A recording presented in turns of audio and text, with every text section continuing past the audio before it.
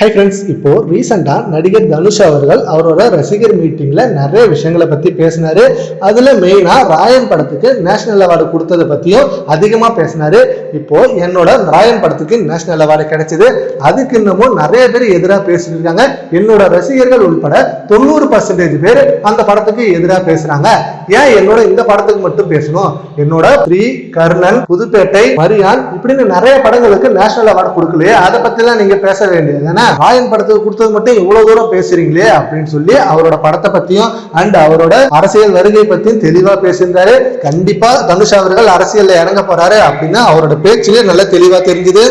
ரசிகர்களும் அந்த ஒரு மொமெண்ட்டுக்காக செம்மையா வெயிட் பண்ணிட்டு இருக்காங்க. ஓகே, தனுஷ் அவர்கள் இப்போ அரசியல்ல இறங்க போறாரு, ஸோ செம்ம மாசான எதிர்ப்பு இருக்க போகுது அப்படின்னு சொல்லி வெறித்தனமா எதிர்பார்த்துட்டு இருக்காங்க. அப்போ அவரோட பையன் லிங்காவை பார்த்து, Linga if you bad I am your dad அப்படின்னு சொன்னா அவரோட டைலாக அங்க பதிவு பண்ணியிருந்தாரு. இது எல்லாத்துக்கும் நிறைய பேர் விமர்சனம் வச்சுட்டு வராங்க. அதே போல நடிகர் தனுஷோட முன்னாள் மனைவி ஐஸ்வர்யா தனுஷும் சீக்கிரமே இதுக்கு ரிப்ளை பண்ணுவாங்க. ஏன்னா அவங்களுக்கு தெரியும் நடிகர் தனுஷை பத்தி. இப்ப இவ்வளவு தூரம் இங்க பேசுறாரு, அப்போ அவங்க வாழ்க்கையில நடந்த அந்த இன்சிடென்ட்டுக்கு காரணம் யாரா இருக்கும்? நடிகர் தனுஷா இருந்தா ஐஸ்வர்யா தனுஷ் என்ன மாதிரி ரிப்ளை பண்ணுவாங்க அப்படின்னு சொல்லி ஐஸ்வர்யா தனுஷோட அந்த ரிப்ளைவுக்கு செம்மையா வெயிட் பண்ணிட்டு இருக்காங்க. இதை பத்தி உங்க ஒப்பீனியன் நம்ம கமெண்ட் பாக்ஸ்ல கமெண்ட் பண்ணுங்க. Thank you friends.